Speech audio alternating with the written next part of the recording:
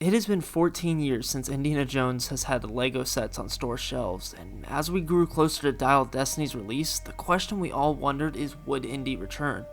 In those 14 years, LEGO had become a more and more of a progressive company that wanted to at all costs avoid conflict. Would they really bring back such a crazy theme? Then the rumor sprung that we would be seeing Indy's return, with sets from both the old and new movie. But what went wrong? While we did get 3 sets, we were supposed to get so much more. And what the heck happened with the Temple of Doom controversy? Join me today as I discuss the insanity that is the final year of LEGO Indiana Jones.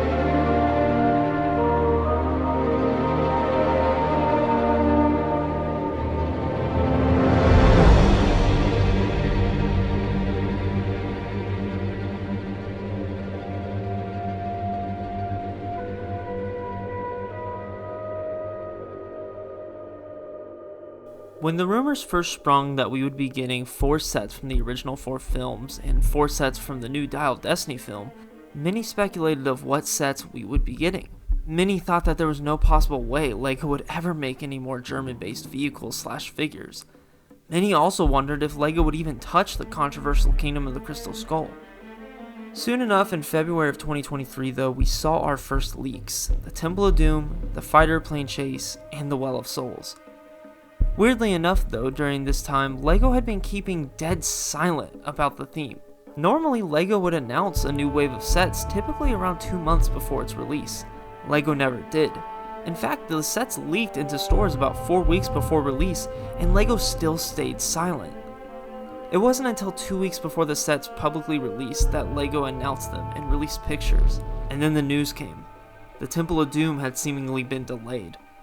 And then that delay turned into being cancelled. I'll be addressing more about the Temple of Doom later in the video, but that wasn't it. Soon enough, we learned that the Dial of Destiny sets had seemingly been cancelled too. So with all this extremely disappointing and angry news, how were the 3 sets that we got? Were they any good? And did they live up to the incredible quality that is the original 2008 to 2009 sets?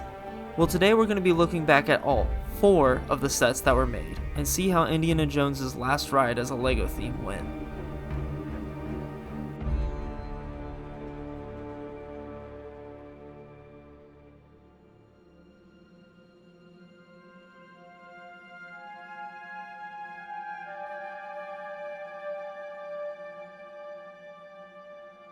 This is a continuation of a scene LEGO had already made in the fighter plane attack, a set I view very highly. Coming in, you get 3 exclusive minifigures. Starting out is a brand new LEGO Indiana Jones. He is sporting his Last Crusade outfit with the tie, and he also includes his pistol and whip, both exactly the same as the original 2008 ones. He gets a brand new expression this time around, which in my opinion looks extremely good, although I know not all share this sentiment. We also get the brand new hair and hat combo piece, which was a major deal. Again, I really like it.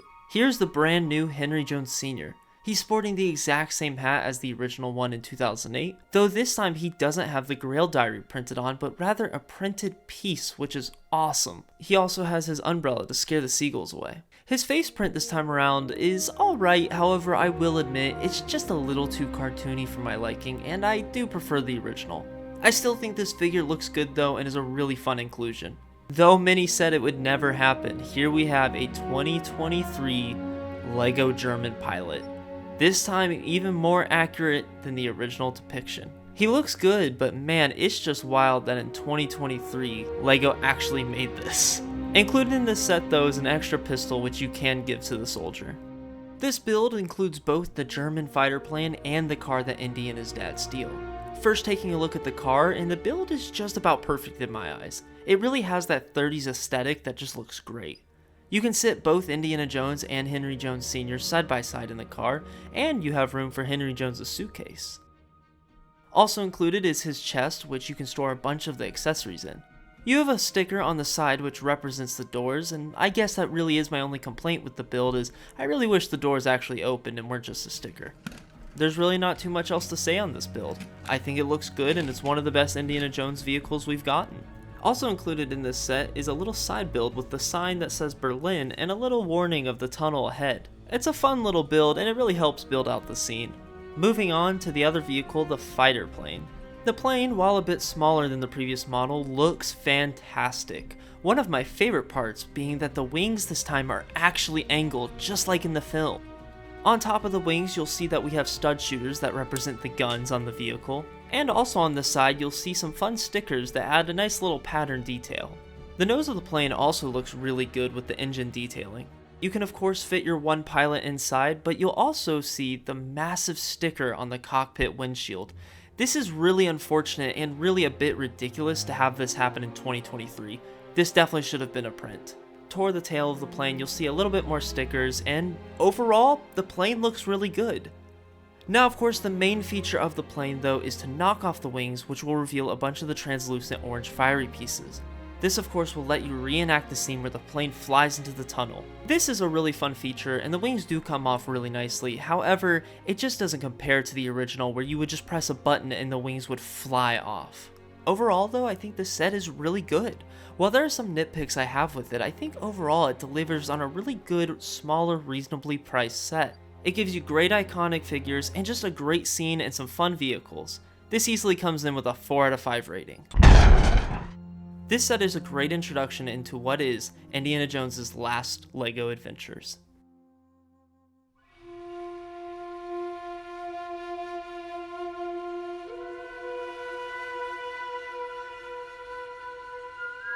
And what is the second biggest set of the wave is the Lost Tomb, or also known as the Well of Souls. This set is a lot bigger than the original 2008 one and comes with 4 exclusive minifigures. Starting out with the brand new Indiana Jones. This figure is exclusive to this set, and the main reason being that he has these little gloves on, which is really nice detail that we get from the modern iteration of the theme. Overall, this guy just looks great. Also included of course is his whip so he can climb up the statues. The brand new Marion is maybe my favorite LEGO Indiana Jones minifigure of all time. The printing and just representation of the character is just really well done with this figure. The dress being ripped off diagonally is an incredible detail on the legs. Not to mention that the face print and back printing are just incredible. Finally we get LEGO Sala. It's crazy that he was never in any of the original sets, seeing as he is one of the big major side characters in 2 of the main films. LEGO did a pretty good job with him, however I do kinda wish he got leg printing. But overall I think he's a good figure and I'm really happy that he's included. Lastly we get this mummy. It looks good, but it is rather grim for being a children's toy. This set is a lot bigger than the previous version with more of an actual plate of which it sits on. One thing to immediately note that I love about the set is that this time around the snakes are actually clipped into place and attached to the floor. This really helps so they don't just flop around when you move the set. The main build of this is mainly just this giant wall in the back that really acts as the structure of the tomb. The back wall though has lots of nice detailing with a bunch of different stickers. Some of these hieroglyphs on the wall look just really cool and even have some fun Easter eggs on them. In the center of the build of course sits the iconic Ark of the Covenant. This time around LEGO used stickers and went for more of a box shape for the build. I don't think this Ark is bad by any means, however I will say I do think the original still looks better. The new one could have used just a bit more shaping on it. However, while the arc is not as good, the area that it sits around is. I love this golden arch around the arc, which has more hieroglyphs on it, one of which is the iconic Star Wars Easter egg. Finally, we'll move on to the massive statues of Anubis. These things are built pretty close to scale compared to the minifigs, which is really nice. I think these guys look really good and are a good depiction of what's seen in the film. Now, of course, we should get into the play features, starting out with the snake that crawls out of the wall. This is done just by a little lever in the back. The snake that falls out shows Indy that there's some sort of room behind the wall, which is what makes him climb up the statue and knock it down. To do this, there's another level on the base of the statue that lets you just crack down the wall. This is a really fun play feature, and it even has a rubber piece on the back of the wall to help break the fall. Finally, once you're in the back, you can scare Marion to death with this falling mummy feature, which is a lot of fun. I want to point out that there's this weird sticker behind the mummy, which implies that there's living creatures being in another room. I kinda love it, even though it has nothing to do with the movie. I always love the idea of other adventures that Indiana Jones can go on that aren't necessarily adjacent to the film. I'm gonna be honest, I think overall this set hits a home run, and I'm glad for it. If Indiana Jones is gonna go out, I'm really happy he's gonna go out with a bang. This easily comes in with a 5 out of 5 rating. This is everything I want from a LEGO playset.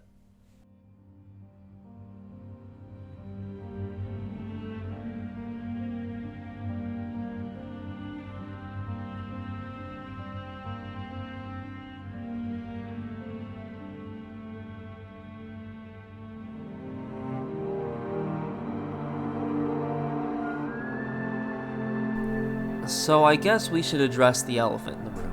Obviously, this is not the real Temple of Doom set, but rather a mock based off the original leaked picture. A builder named Tiranov designed it, and from what I can tell, it's pretty dang close to the actual set. Obviously, we'll never know exactly how to build the real model, but we can get pretty close, and you know what? I'll take that. For this set, we will not be taking minifigures into consideration, as the two I have here are customs from Orbital Figures for the Indiana Jones, which is an amazing figure, and this Mola-Ram from Scotty 2 Customs, which is based off of a leak of the Mola-Ram figure. So what happened? Why did this set actually get cancelled? Well, from what we can tell, Lucasfilm initially told toy makers to go crazy and make whatever they'd like from the 4 indie films.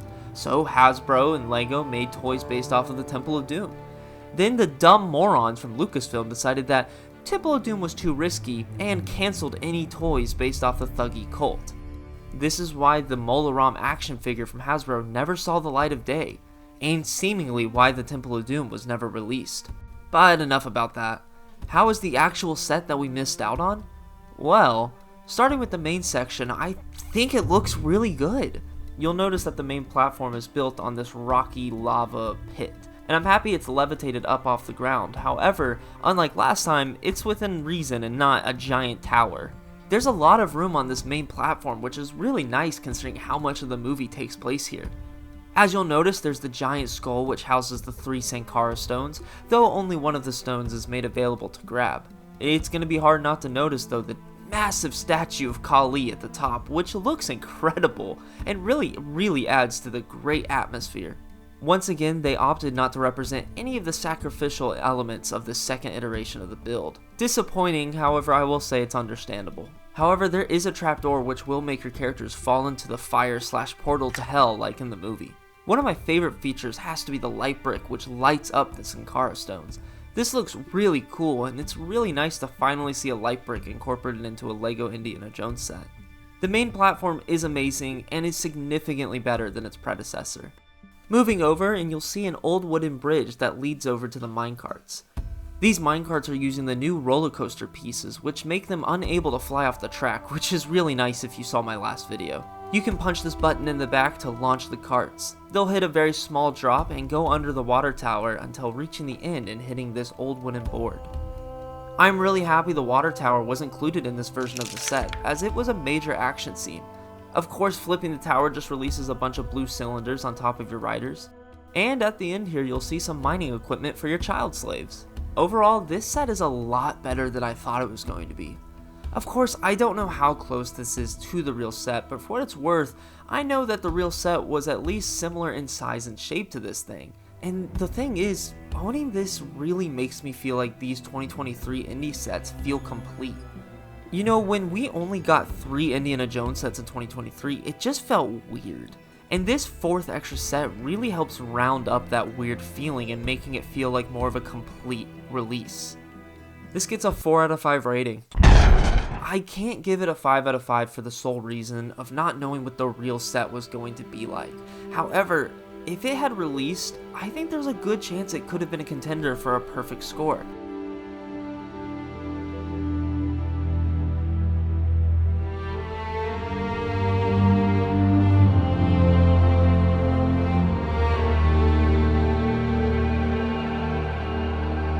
The last Indiana Jones LEGO set I'll likely ever get to talk about.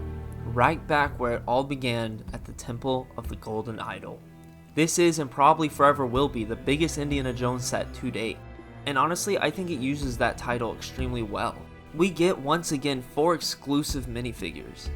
A completely normal Raiders of the Lost Ark Indiana Jones with an all-exclusive expression, very similar to his 2008 counterpart actually.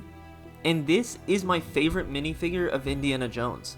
I think he looks incredible and his expression is perfect. For his other face print, he's covered in cobwebs, representing after he escaped the temple.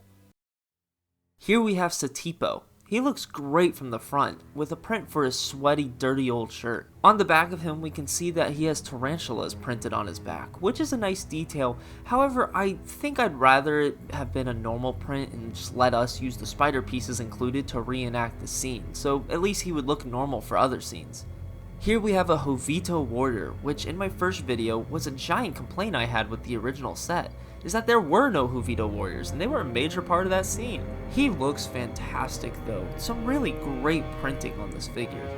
Lastly is Belloc, who is in a light tan explorer outfit. This time around he actually has a face print that actually looks like the character from the movie. There's not much to say, but I really think LEGO did a great job with him and I only wish we would have gotten more outfits for Belloc. Starting at the entrance of the temple, and it looks okay. I do like the overgrown and jungly feel, however I don't love that it's just a giant square entrance. Entering in and you'll see the tarantulas on the floor. You'll see as well Forrestal, Indiana Jones' old competitor, as well as the spikes that fly out of the wall. Unfortunately this time around though, they are stagnant and don't actually move. Moving to the next room and we have the giant hole, but this time it's represented through just a black floor, which I think it's okay, but I do prefer the actual hole in the set like the original. You can use this stick, which represents Indiana Jones' whip, to swing across. There's these knobs at the front of the set that let you control the different actions. This one will swing your figures back and forth. It's a good feature, however, I think it could have been used for maybe something better. Also included is this quote from the film, which is always included on these 18+ sets. Here we have the Golden Idol room, which is extremely detailed. You'll notice the pressure plates on the floor, which would theoretically shoot out the arrows from the wall. Unfortunately, once again, this is a major play feature that is missed out on. It's probably my biggest gripe with the set, but I do understand it. From a practical point of view, it just would have been hard to have these pressure plates actually shoot out a missile. But even just 1 or 2 flick fires really would have sufficed. However, much of this is made up from this feature. Getting to the idol, an Indy can swap it with the bag of dirt. Now when we twist the front knob, a light will shine down, which is awesome, but then the pillar will actually sink into the ground and the temple will start to collapse. This has got to be one of the best play features ever, of all time. You have 3 different things happen from one little switch. That's wild. And I know I have complained a little bit about the set, but I really want to make an effort to show how incredibly beautiful this temple is. I mean, that's one thing I can never knock about modern LEGO. The detail is immaculate. As Indy is once again robbed by a local, he must make sure to get through the collapsing door. Though once he escapes, then comes the massive rolling boulder once again, which this time is brick built. I think the boulder this time around looks good, however, I think this section of the build is just too small. The boulder scene takes place in a long corridor, not a tiny little room. Now of course the reason they did this is because the boulder is now on a track piece, which I can assume only goes so far, but still, it's a fantastic play feature and the room looks great. It just needed to be a little bit longer to really feel like Indy has to run from the boulder rather than just make a quick leap out of the cave. However, the trade-off is a much more sleek and easy to play with boulder feature that you can reset and play with again instantly, which is fantastic. And that's about it. The set is huge. It has the best detail of any Indiana Jones set ever. It looks great close up, and every section has just an amazing atmosphere that really feels like some old abandoned temple. I know I did have a few complaints, but the last Indiana Jones set receives a 5 out of 5 rating. I really think LEGO did an incredible job with this set, and is probably my favorite LEGO set of 2023, and one of my favorite LEGO sets ever. That's it. Unfortunately, like I said, LEGO never released any more Indiana Jones sets. The 4 rumored Dial of Destiny sets just never came out, although I have a heavy hunch that the 4 sets we likely would have received would have been a Tut-Tut Chase, Archimedes' Tomb, the Nazi Train, and the main plane from the 3rd act of the film.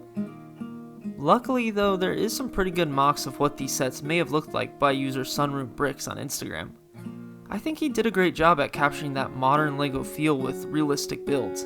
Seeing these though really just makes me wish we could have gotten the real thing, but oh well. What an absolute wild theme.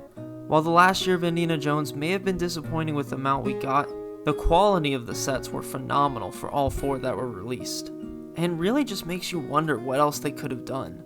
I think my biggest wish for the theme is that we would have gotten the Grail Temple from The Last Crusade. I love this theme. It gave me everything I love in LEGO: adventure, fighting, play, detail, and just fun. I hope one day that LEGO brings Indiana Jones back, but I know full and well that that's extremely unlikely. But you know what? I'm just so glad that we got it in the first place. Because of this theme, I literally made some of my best friends that I have, and I've been able to connect to so many people through our love of this franchise. I thank all of you watching for following me through this series. I hope to soon be covering more old LEGO themes, but I have to admit that none of them will ever beat Indiana Jones. In the meantime though, I'll see you guys in the next video.